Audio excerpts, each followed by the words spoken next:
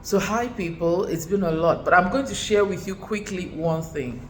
One of the things that happen to your children, particularly those who are now in secondary school, JSS1, new entrants into secondary school, your children generally, one of the things that happens so easily is the fact that they want to seek validation from their friends.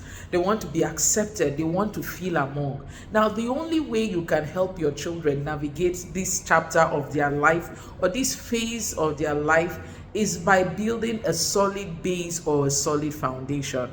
We have to come back home to check what kind of relationship is the house or the home front or the parents a safe haven. For example, one of the ways your children can stand their ground in the face of being, plumelled or being coaxed into taking decisions or doing things that are not right is by saying, my parents do not approve.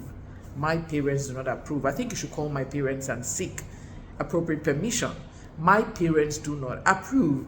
These are simple sentences or simple phrases that your children can use. It becomes like a checker. Even if they didn't say it, first, will mommy approve? Will daddy approve? And for those of you who are from, religious backgrounds, will God approve? So there is supposed to be an approval. This is inappropriate. Mommy won't approve. Daddy will not approve. But just in case you insist, you could please call my mother and speak with her and she'll give you further clarifications.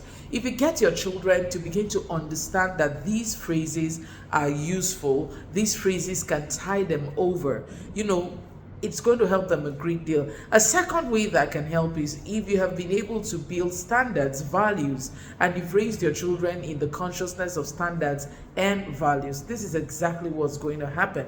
When your children are faced with situations where their peers and their friends are trying to coax them into doing things that are not right, if they project their values and say, look, this is against my values, if their value, now let me take you way back. If you go back to your secondary school, I can tell you that even I can remember the kids in my class or my classmates who stood for certain things. I can identify them by the values, by the character, by their personality.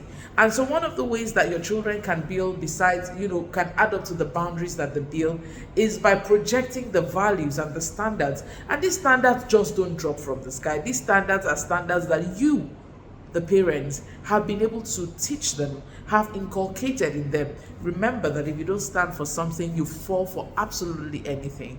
We are living in a world where there's multiple spheres of influence. It is right to fortify the value system of your kids. It is right to teach your children the appropriate language or the appropriate word. My parents do not. It is okay for your children to fall back. They are children. My parents do not approve of this.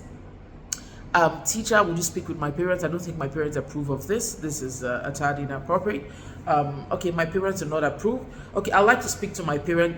They don't just make instant decisions. I'd like to speak to my parents about this and I'll get back to you on what they say. These are some of the ways that your kids can, tie themselves over in the face of what seems to be pressure from their contemporaries or their peers when they are actually in the midst of it all.